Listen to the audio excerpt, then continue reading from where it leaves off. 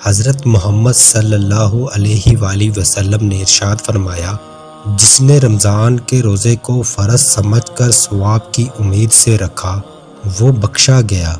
آپ صلی اللہ علیہ وآلہ وسلم نے فرمایا، جنت کا ایک دروازہ صرف روزے داروں کے لیے مخصوص ہوگا، اس سے روزے داروں کے سوا کوئی اور نہیں گزرے گا۔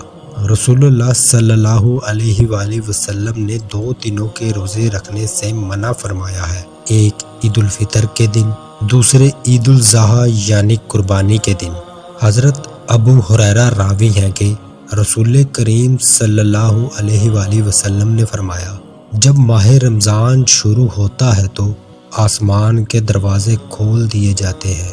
ایک دوسری روایت میں یہ ہے کہ جنت کے دروازے کھول دیے جاتے ہیں اور دوزخ کے دروازے بند کر دیے جاتے ہیں، نیز شیاطین کو قید کر دیا جاتا ہے۔